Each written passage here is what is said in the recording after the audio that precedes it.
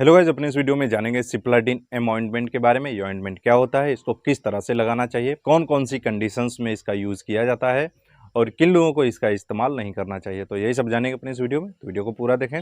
तो सबसे पहले जान लेते हैं सिप्लाडिन एम ऑइंटमेंट होता क्या है।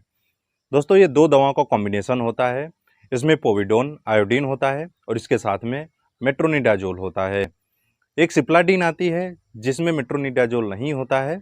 सिप्लाडिन में सिर्फ पोविडोन आयोडीन ही होता है। मेट्रोनिडाजोल एनारोबिक एंटीबायोटिक है, यानी कि ये उन बैक्टीरियाज को खत्म करती है जो फोड़े फुंसी घाव में पैदा होते हैं या फिर वहाँ पर पनपने लगते हैं। अगर चोट लग गई है, वहाँ पर पस बनने लगा है, ठीक नहीं हो रहा है, तो इसका मतलब है वहाँ पर एनारोबिक बैक्टीरिया ग्रोथ कर रहे हैं। तो इस कंडीशन में मेट्रोनिडाजोल ऑइंटमेंट का इस्तेमाल किया जाता है। और इसके साथ में जो पोविडोन आयोडीन होता है, ये एक एंटीसेप्टिक है जो माइक्रो ऑर्गेनिज्म को बढ़ने से रोकता है, यानी कि जो बैक्टीरियाज होते हैं उनकी ग्रोथ को रोक देता है, जिससे कि इन्फेक्शन नहीं फैलता है और घाव जल्दी से ठीक हो जाता है। सिप्लाडिन एम का इस्तेमाल कई सारी कंडीशंस में किया जाता है, जैसे कि अगर किसी को फोड़े हो गए हैं, फुंसी हो गया है और फोड़े के अंदर पस बनने लगता है। पस को निकालने के बाद वहाँ पर घाव हो जाता है। उस घाव को ठीक करने के लिए एंटीसेप्टिक ऑइंटमेंट की ज़रूरत होती है। उसके साथ ही अगर किसी को चोट लग गई है, खरोंच लग गई है, कई बार एक्सीडेंट हो जाता है, तो चोट लग जाने की वजह से वहाँ पर इंजरी हो जाती है, घाव हो जाता है और घाव को ठीक करने के लिए इस ऑइंटमेंट का इस्तेमाल किया जाता है। अगर किसी व्यक्ति को बाल तोड़ हो गया है, बाल तोड़ हो जाने की वजह से भी वहाँ पर फुंसी बनती है, फोड़ा बनने लगता है और उसमें पस फॉर्मेशन होने लगता है। बाल तोड़ को ठीक करने के लिए भी इस ऑइंटमेंट का इस्तेमाल किया जाता है। अगर किसी का ऑपरेशन हुआ है और टांके लगे हुए हैं, जब ड्रेसिंग की जाती है तो पोविडिन एम ऑइंटमेंट लगाकर इसकी ड्रेसिंग की जाती है, जिससे कि घाव जल्दी ठीक होता है। सिर्फ एक्सटर्नल यूज़ के लिए होती है, यानी कि ये ऑइंटमेंट सिर्फ बाहरी घाव जो होते हैं उन्हीं पर लगाया जाता है। अगर मुंह में है, आँख में है, नाक के अंदर है, तो इस कंडीशन में इस ऑइंटमेंट का इस्तेमाल नहीं किया जाता है। जो बाहरी स्किन होती है हमारी, वहाँ पर इंजरी हो जाती है, जैसे कि पैर में हो गई, चेस्ट में हो गई, पीठ में हो गई, ये जो हमारी एक्सटर्नल कहीं पर भी इंजरी हो जाती है, घाव हो जाता है, तो वहाँ पर इस ऑइंटमेंट का इस्तेमाल किया जाता है। तो अब जान लेते हैं इसको किस तरह से लगाना चाहिए। सबसे पहले तो अपने वुंड को अच्छी तरह से साफ कर लें। वुंड को क्लीन करने के बाद ही इस ऑइंटमेंट का इस्तेमाल करना चाहिए।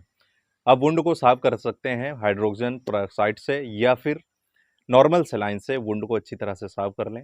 उसके बाद इस ऑइंटमेंट को अप्लाई करें। अगर किसी की ड्रेसिंग हो रही है, पट्टी हो रही है ऑपरेशन के बाद या फिर बड़ा घाव है, तो ड्रेसिंग एक दिन छोड़कर की जाती है। जैसे कि अगर आपने आज ड्रेसिंग की है इस ऑइंटमेंट को लगा के, तो कल नहीं करनी है, परसों ड्रेसिंग करनी है। अच्छी तरह से वुंड को फिर से साफ करना है। साफ करने के बाद ही इस ऑइंटमेंट को अप्लाई करें और फिर ड्रेसिंग करें। अगर किसी को खरोच है, माइनर इंजरी है, तो माइनर इंजरी में आप इसका इस्तेमाल सुबह शाम कर सकते हैं या फिर दिन में एक बार इस ऑइंटमेंट को लगा सकते हैं। लेकिन आपको सावधानी रखनी चाहिए। अगर माइनर इंजरी है, छोटा कट लगा है या फिर खरोच लगी है, तब घर पर रहकर इसका ट्रीटमेंट कर सकते हैं या ऑइंटमेंट लगा के। लेकिन अगर ज़्यादा इंजरी है, ज़्यादा घाव हो गया है, तो आपको अपने डॉक्टर से संपर्क करना चाहिए, अपने आप ट्रीटमेंट नहीं करना चाहिए। तो जान लेते हैं किन लोगों को इस ऑइंटमेंट का इस्तेमाल नहीं करना चाहिए। अगर कोई पहले से ही सिप्लाडिन, बीटाडिन या फिर पोविडोन आयोडीन के ऑइंटमेंट ले रहा है, लगा रहा है अपने घाव पे, तो इसका इस्तेमाल बिल्कुल भी ना करें। कई लोगों के मन में सवाल होता है, इसका यूज़ एक्ने पर कर सकते हैं, यानी कि कील मुहासे हो जाते हैं, उस पर कर सकते हैं। तो इसका इस्तेमाल सिर्फ घाव पर ही किया जाता है, घाव को ठीक करने के लिए।